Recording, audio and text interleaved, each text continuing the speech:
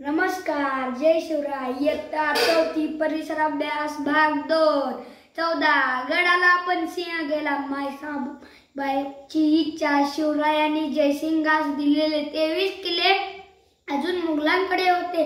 कोंढाणा हा त्यातलाच एक किल्ला. एक दिवस जिजामाता शिवरायांना म्हणाल्या, शिवबा, कोंढाण्यासारखा बलकट किल्ला मुघलांच्या हाती असणे बरे नाही. तो परत घे. पुण्याजवळील कोंढाणा स्वराज्यात असावा म्हणून शिवराय तळमळत होते. कोंढाण्यावरील मुघलांचा ताबा ही बाब जिजामाता आणि शिवराय यांच्या मनात चलत होती.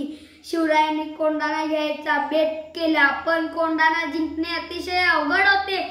शिवराय विचार करू लागले, या कामगिरीसाठी निवडावे कोणाला. कोंढाणा सर करण्याची कामगिरी फार कठीण होती. तानाजी मालुसरे.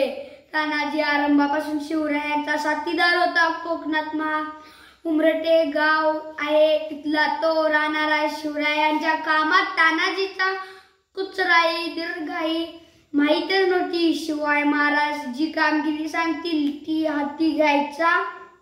तानाजी केव्हाही तयार. मोठा हिम्मतवान गडी. तो अंगाने दिब्बड होता, ताकदीने भारी होता, बुद्धीने चलाक होता.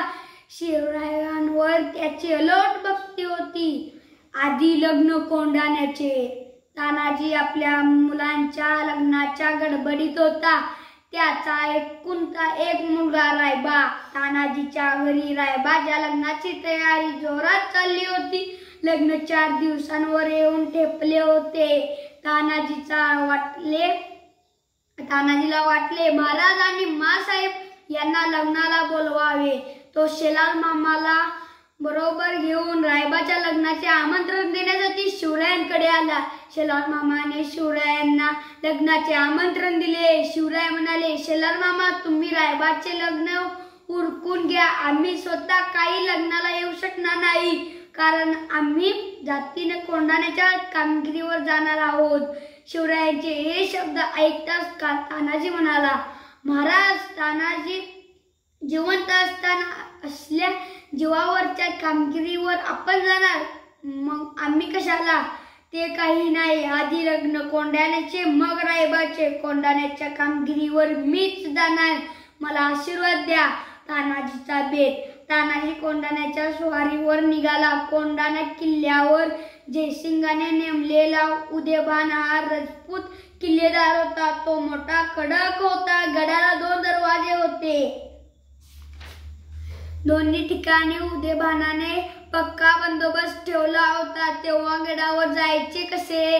तानाजीने गडाभोवती टेहळणी केली. पश्चिमेला उंच उंच कडा होता, त्या बाजूला पहारा नव्हता. तानाजीने कडा चढून जायचा बेत केला. तानाजी आपल्या या भावाला म्हणाला, सूर्याजी, तू 500 गडी घेऊन कल्याण दरवाजा गाठ. मी 300 मावळे घेऊन कडा चढून गडावर येतो. गड चढताच आम्ही कल्याण दरवाजा उघडतो. मग या तुम्ही आत घुसा. एकदम धुवा उडवा, शत्रूला चला. सूर्याजी आणि तानाजी दोघे 2 वाटांनी निघाले.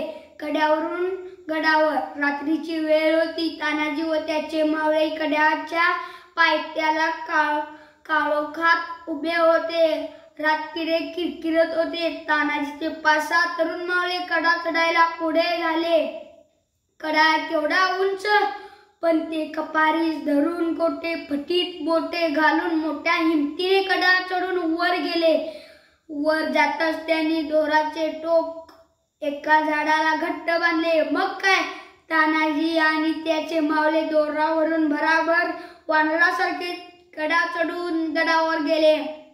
तानाजीचा पराक्रम. इकडे सूर्याजी आपल्या मावळ्यांसह कल्याण दरवाजा गाठला व तो उघडण्याची ते वाट पाहत राहिले. लढाईत सुरुवात झाली.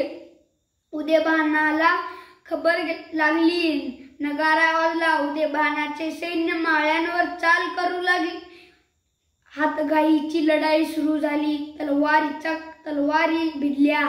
सपासप वार होऊ लागले. ढाली खणाणू लागल्या.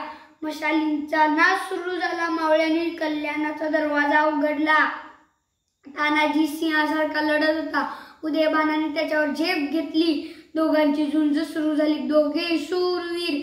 कोणी हटेना इतक्यात तानाजीची ढाल तुटली. त्याने हाताला शेला गुंडाळला. शेल्यावर वार झेलले.